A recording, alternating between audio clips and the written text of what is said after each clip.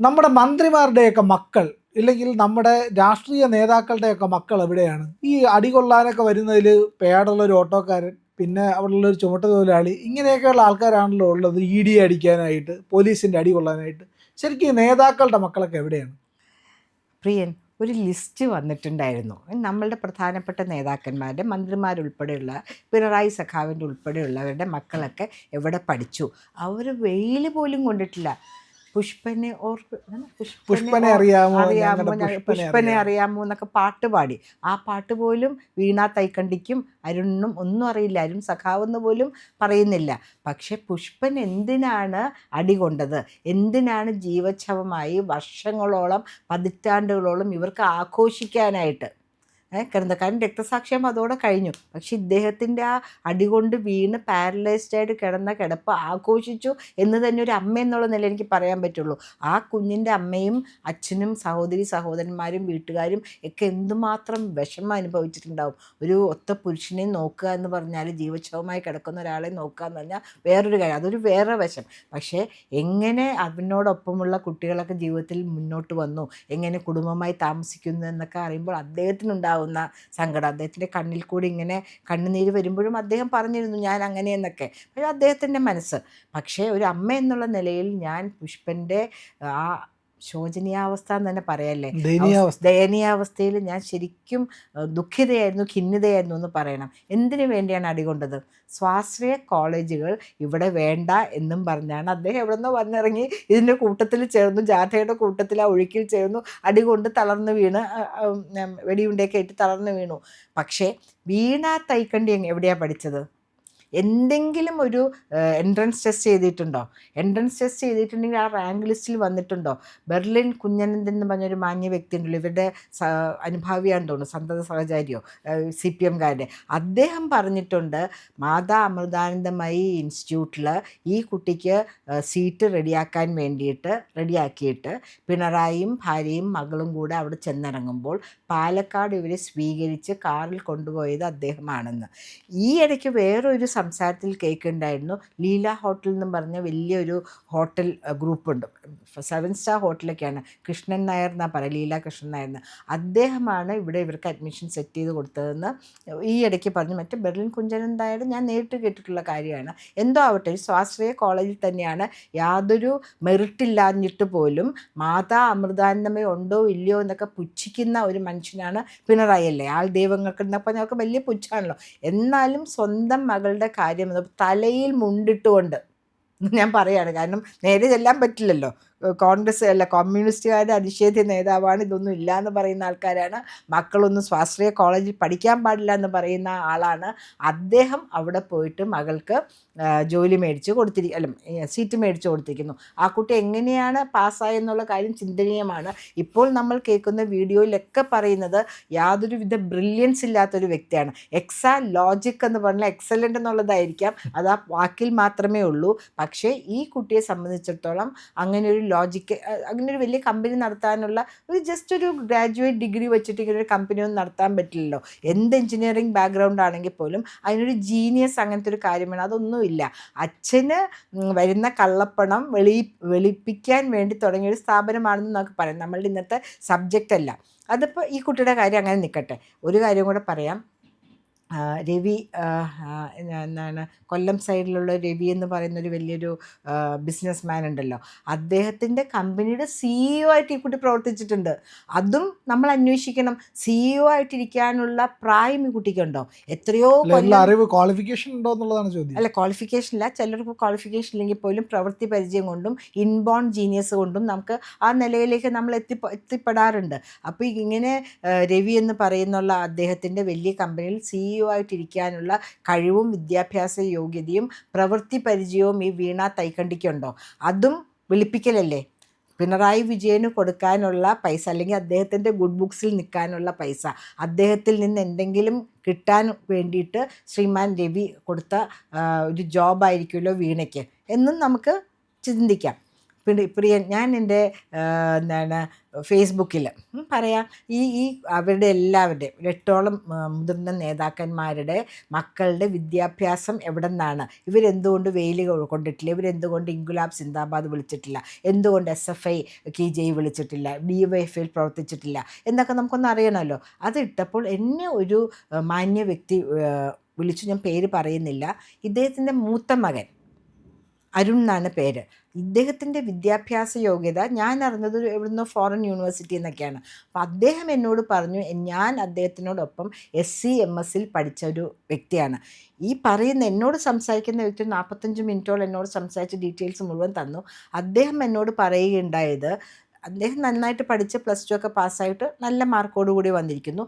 ഇങ്ങേർക്ക് എല്ലാം 3rd class യോഗ്യതയാണ്. SCMSും സ്വാശ്രയ കോളേജാണ്, കളമശ്ശേരിയിലുള്ള ഒരു കോളേജാണ്.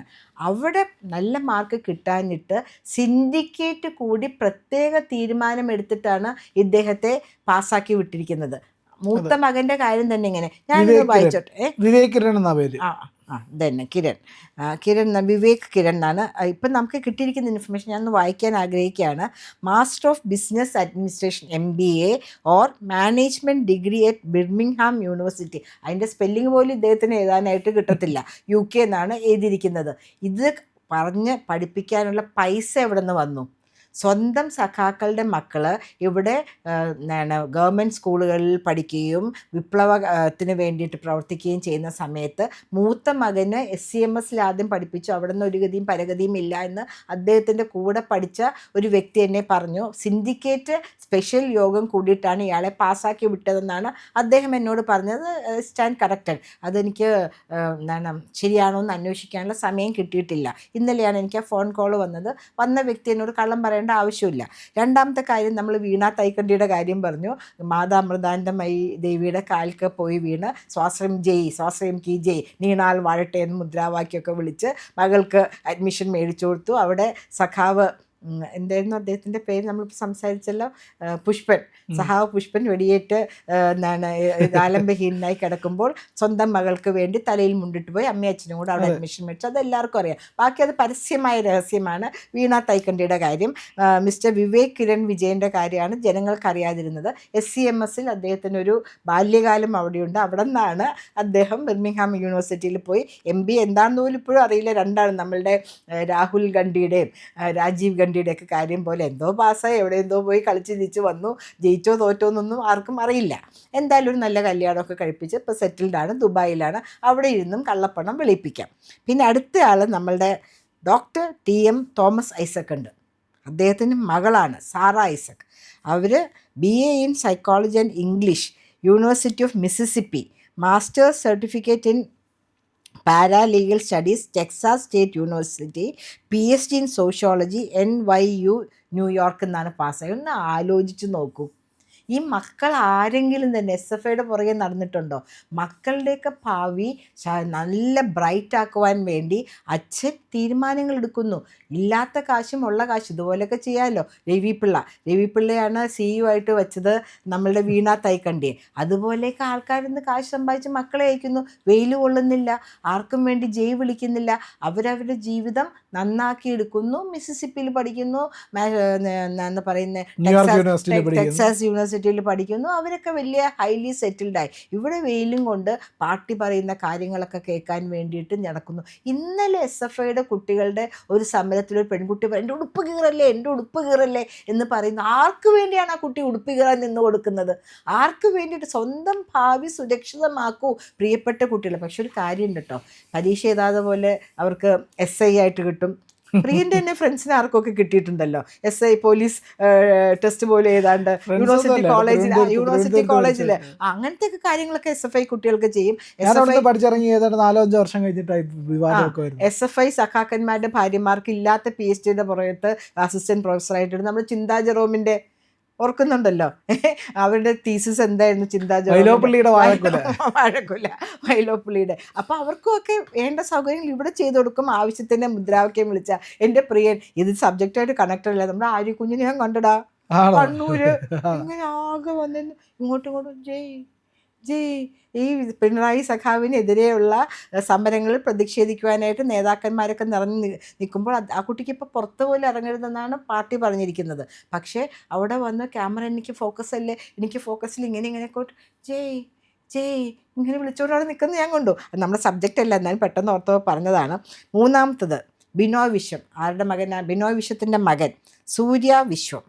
അവർ പഠിച്ചിരിക്കുന്നത് law degree from Columbia university New York. ഇപ്പോൾ ഏറ്റവും കൂടുതൽ ബിനോയ് വിശ്വമാണല്ലോ അങ്ങനെ ചെയ്യണം ഇങ്ങനെ ചെയ്യണം, കമ്മ്യൂണിസ്റ്റിൻ്റെ എന്താണ്, അതായത് കുലപതികൾ അവരാണ്, അവിടെ നിന്നാണ് മാർക്സിസ്റ്റ് പാർട്ടി ഉണ്ടായെന്നൊക്കെ പറഞ്ഞ് ധീരമായിട്ട് പോരാടിക്കൊണ്ടിരിക്കുന്നത് ബിനോയ് വിശ്വമാണ്. പക്ഷെ മകളുടെ കാര്യം വന്നപ്പോൾ മകളെ അയച്ചതും കൊളംബിയയിലേക്കാണ് അയച്ചത്. ഇവിടെ വേണ്ട, ഇവിടെ സാധാരണക്കാർക്ക് AISF അല്ലേ, AISF എന്നുള്ള വിദ്യാർത്ഥി സംഘടനയിൽ വേണ്ട, മകള് വേണ്ട, നീ അവിടെ പോയി പഠിക്കുക, നിൻ്റെ കാര്യം സെറ്റിൽ ചെയ്യുക, അച്ഛൻ ഇവിടെ നിന്ന് ബാക്കി കാര്യങ്ങളൊക്കെ നിനക്ക് വേണ്ടി സെറ്റിൽ ചെയ്ത് തരാമെന്നും പറഞ്ഞിട്ട് അദ്ദേഹം മകളെ അങ്ങോട്ടേക്ക് അയച്ചു. അടുത്തത് MA ബേബി. ആഹാ, നമ്മളുടെ ഇപ്പോൾ അഖിലേന്ത്യാ സെക്രട്ടറി അല്ലേ MA ബേബിയുടെ മകൻ. ആർക്കും മനസ്സിലാവാത്ത താത്വികാചാര്യൻ. അത് തന്നെ, അശോക് ബെറ്റി നെൽസൺ കേട്ടോ. അദ്ദേഹം പഠിച്ചേക്കണേ ആദ്യം സ്കൂളിംഗ് കേന്ദ്രീയ വിദ്യാലയത്തിലാണ് ചെയ്തിരിക്കുന്നത്, സാധാരണക്കാർക്കൊന്നും കിട്ടില്ല, എന്നാലും അദ്ദേഹം അവിടെ പഠിപ്പിച്ചു. അത് കഴിഞ്ഞ് ഡൽഹി കേന്ദ്രീയ വിദ്യാലയ ഡൽഹിയിൽ നിന്ന് എനിക്ക് തോന്നുന്നു അദ്ദേഹം അപ്പോൾ MP എന്തെങ്കിലും ആയിരുന്ന കെയർ ഓഫിൽ കിട്ടിയതായിരിക്കും.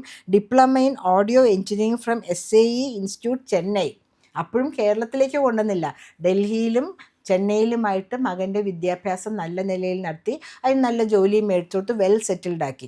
ഇപ്പം അച്ഛൻ വന്ന് അവിടെ ഇരുന്ന് ഘോരം പ്രസംഗിക്കുമ്പോൾ ഒരു AC-യുടെ ശീതിയുടെ എന്താണ് ആ സുഖ സൗകര്യങ്ങളിൽ മകൻ ഒരു മൾട്ടിനാഷണൽ കമ്പനിയിലിരുന്ന് ജോലിയിൽ എന്താ അല്ലേ മകളെ കയറ്റിവിടെ. ഇനി നമുക്ക് രണ്ടുപേരുടെ കാര്യം കൂടെ പരാമർശിക്കാനുണ്ട്. നമുക്കിനി പറയാനുള്ള EP ജയരാജൻ സഖാവിൻ്റെ മകൻ PK ജെയ്സൺ പഠിച്ചിരിക്കുന്നത് ടെക്സാസിലാണ് പോയിരിക്കുന്നത് കേട്ടോ. Educational associations with Rice University Texas USA and IIT Madras Chennai. അവരെയും നമ്മളൊരു സമരമുഖങ്ങളിലും നമ്മൾ കണ്ടിട്ടില്ല. നമ്മൾ പുഷ്പനെ അറിയാമോ എന്ന് പറഞ്ഞ പോലെ ജെയ്സനെ അറിയാമോ എന്ന് അവർക്ക് SFI സഖാക്കൾക്ക് ആർക്കും പാടേണ്ടി വന്നില്ല. അദ്ദേഹത്തിനെയും ഒരു രക്തസാക്ഷിയാക്കാണ്ട് നന്നായിട്ട് പഠിപ്പിച്ചു, നല്ല വിദ്യാഭ്യാസം കൊടുത്തു. നല്ല നിലയിൽ വിദ്യാഭ്യാസം കൊടുത്താണെങ്കിൽ തിരിച്ചു കൊണ്ടുവരാമല്ലോ, DYFIയിൽ പ്രവർത്തിക്കാമല്ലോ. അതൊന്നും ചെയ്തിട്ടില്ല. ഈ പറയുന്ന ഒരു നേതാക്കന്മാരുടെ മക്കളെയും ഇവരാരും തന്നെ പൊതുമുഖത്തിലേക്ക് കൊണ്ടുവന്നിട്ടില്ല. അവർക്ക് മുഖമില്ലാണ്ട് മാറ്റി നിർത്തുകയാണ് ചെയ്യുന്നത് അല്ലേ. ഞാൻ ഗൂഗിൾ ചെയ്യുമ്പോൾ പോലും ഇവിടെ ആരുടെ മുഖം വരുന്നില്ല കേട്ടോ. പിന്നെ നമുക്ക് വിട്ടുകൊടുക്കാൻ പറ്റുമോ? നമ്മുടെ doctor R Bindu and A Vijayaraghavan, അവരുടെ സൺ V ഹരികൃഷ്ണൻ, നമ്മളെ ബിന്ദുമാഡത്തിനെ നമുക്ക് വിട്ടുകളയാൻ പറ്റില്ല. നമ്മുടെ ഉന്നത വിദ്യാഭ്യാസ മന്ത്രിയായിരുന്നല്ലോ അവർ വന്നപ്പോൾ പ്രൊഫസർ എന്ന് വെച്ചു. അപ്പോൾ അങ്ങനെ പ്രൊഫസറെന്ന് വയ്ക്കാൻ പറ്റില്ല, അതിനൊരു പ്രത്യേക ചട്ടവട്ടമുണ്ട്, അതുകൊണ്ട് പ്രൊഫസറെന്ന് വയ്ക്കാൻ പറ്റില്ല എന്നപ്പോൾ വലിയ പ്രശ്നങ്ങളായിരുന്നു ആദ്യം ചാർജെടുത്ത സമയത്ത്. അപ്പോൾ അവർ പഠിച്ചിരിക്കുന്നത് JNU ന്യൂഡൽഹിയിൽ നിന്നാണ് പഠിച്ചിരിക്കുന്നത്. ഈ നമ്മളുടെ ഹരികൃഷ്ണൻ എന്ന് പറയുന്ന കുട്ടിയെ പഠിപ്പിച്ചിരിക്കുന്നത് JNU യൂണിവേഴ്സിറ്റി. ഈ പറഞ്ഞ നേതാക്കന്മാരുടെ മക്കൾ ആരെങ്കിലും തന്നെ കേരളത്തിൽ പഠിച്ചിട്ടുണ്ടോ? കേരളത്തിൻ്റെ ചൂടറിഞ്ഞിട്ടുണ്ടോ? അച്ഛൻ വിശ്വസിക്കുന്ന പ്രസ്ഥാനത്തിലേക്ക് ആ കുഞ്ഞുങ്ങൾ വന്നിട്ടുണ്ടോ? അതിനർത്ഥം അച്ഛൻ ആ പ്രസ്ഥാനത്തെ വിറ്റ് സ്വന്തം മക്കളുടെ ഭാവി സുരക്ഷിതമാക്കി. എൻ്റെ സ്ഥാനം, അതായത് തൻ്റെ സ്ഥാനം, പ്രസ്ഥാനത്തിലുള്ള സ്ഥാനം ഉപയോഗിച്ച് അദ്ദേഹം മക്കളെ സുരക്ഷിതമായി നല്ല നിലയിലെത്തിച്ച് ഇവിടെ പോലീസിന് വിട്ടുകൊടുത്തില്ല. അടികൊള്ള എൻ്റെ ഉടുപ്പേന്നും ഒരു പെൺകുട്ടി കരയുന്നുണ്ട്, എൻ്റെ ഉടുപ്പ് പിടിച്ച് വലിക്കല്ലേ എന്നും പറഞ്ഞ് ഇന്നലെ ഞാൻ കണ്ടതാണ് കരയുന്നത്, SFIക്കാരി പെൺകുട്ടി. അതിനൊന്നും വിട്ടുകൊടുത്തില്ല. നന്നായി നല്ല സ്ഥാപനങ്ങളിൽ നല്ല AC ക്ലാസ് റൂംസിലെടുത്ത് പഠിപ്പിച്ച് നല്ല വിദ്യാഭ്യാസ യോഗ്യത കൊടുത്തു. ഇനി ഇവർക്ക് വയസ്സുകാലത്ത് പെൻഷനില്ലല്ലോ, മക്കളായിരുന്നു ഇവർക്കുള്ള പെൻഷൻ. ഇവരെ കൊണ്ട് പറ്റുന്നതൊക്കെ ചെയ്യിപ്പിച്ച്, അതായത് കിമ്പളം കാര്യങ്ങളൊക്കെ സ്വന്തമായി കിട്ടാനുള്ളതൊക്കെ മക്കളുടെ സ്ഥാപനങ്ങൾ കൂടെ മേടിച്ചു. അങ്ങനെ നോക്കുമ്പോൾ കോടിയേരി ബാലകൃഷ്ണൻ നമ്മൾ ഓർക്കണം. മക്കൾ എന്തോ നിലയിലായിക്കോട്ടെ, പക്ഷേ അവരെ ആരെയും തന്നെ വിദ്യാഭ്യാസത്തിന് വേണ്ടി പുറത്തേക്ക് അയച്ചില്ല. അവർ മടങ്ങി വന്ന് എന്ത് സാഹചര്യമായിട്ട് അത് ഇന്നത്തെ ചിന്താവിഷയമല്ല, പക്ഷേ അവരിപ്പോഴും പാർട്ടിയിൽ പ്രവർത്തിക്കുന്നു. അപ്പോൾ കോടിയേരി ബാലകൃഷ്ണനെ പോലെയുള്ള സഖാക്കന്മാർ ഇന്ന് അന്യം നിന്ന് പോയിരിക്കുന്നു എന്ന് കൂടെ നമുക്ക് വിവക്ഷിക്കാം. ഞാൻ പറയുന്നത് തികച്ചും വ്യത്യസ്തമായ ഒരു ആംഗിളിലാണ്. അവരുടെ പാസ്റ്റ് നല്ലതല്ല. അവരും പല കേസിൽ കുടുങ്ങിയപ്പോഴും അദ്ദേഹം അവർക്ക് വേണ്ടി മറ്റു കുട്ടികളെയും സഹപ്രവർത്തകരെയും റോഡിലേക്ക് ഇറക്കില്ല. അവരുടെ കാര്യം കോടതി നോക്കുമെന്ന് പറഞ്ഞു. അവർക്ക് ഇവിടെയുള്ള വിദ്യാഭ്യാസം കൊടുത്ത് പുറത്തയച്ചില്ല. അദ്ദേഹത്തിന് എവിടെയൊക്കെ അയക്കാമായിരുന്നു. അദ്ദേഹം മന്ത്രിയായിരുന്നു, ആഭ്യന്തരമന്ത്രിയായിരുന്നു, പാർട്ടിയുടെ സെക്രട്ടറി ആയിരുന്നു. എന്നിട്ട് പോലും ഇവിടുത്തെ കാലാവസ്ഥയിൽ മക്കളെ വളർത്തി. ഇപ്പോൾ ബിനീഷിന് പാർട്ടിയിൽ മെമ്പർഷിപ്പും കിട്ടിയിട്ടുണ്ട്. നമ്മൾ പറഞ്ഞു വരുന്നത് സഖാക്കളുടെ മക്കളെ കണ്ട് നമ്മുടെ മക്കളും, സാധാരണ സഖാക്കളുടെ മക്കളും പഠിക്കുക. അവരും വിദേശ രാജ്യങ്ങളിൽ പോയി പഠിക്കുക, വിദേശത്ത് ജോലികൾ എടുക്കുക, സ്വന്തം ജീവിതം സുരക്ഷിതമാക്കുക. ജയിലിൽ പോയി കഴിഞ്ഞാൽ അത് വേറൊരു സംഭവമായി. ഇനി ഭരിക്കാൻ പോകുന്ന 5 കൊല്ലം നിങ്ങൾ ഏറ്റുവാങ്ങുന്ന ഓരോ തല്ലിനും നിങ്ങളുടെ ഭാവിയാണ് സ്റ്റേക്കിലാവാൻ പോകുന്നത്, അല്ലേ? ഒരു ജോലിക്ക് പോകുമ്പോൾ പോലീസ് കേസുണ്ട്, വിദേശത്തൊരു ജോലി കിട്ടി പോവുകയാണെങ്കിൽ പോലീസ് കേസുണ്ട്, വിസ കിട്ടില്ല. അപ്പോൾ കുഞ്ഞുങ്ങളെ, പിണറായി സഖാവ് ഭരിച്ച 10 കൊല്ലമല്ല ഇനി വരാൻ പോകുന്നത്. നിങ്ങൾ കെയർഫുള്ളായിട്ടിരിക്കുക. നിങ്ങളുടെ അച്ഛനമ്മമാരുടെ പ്രതീക്ഷയാണ് നിങ്ങളുടെ ജീവിതത്തിൻ്റെ പ്രതീക്ഷയും നിങ്ങൾ തന്നെയാണ്. അത് സഖാക്കളെ കണ്ട്, മുതിർന്ന നേതാക്കന്മാരെ കണ്ട് സഖാക്കന്മാർ പഠിക്കുക, നിങ്ങളും പഠിക്കുക. നിങ്ങൾക്ക് എല്ലാവർക്കും ഒരു ലാൽ സലാം.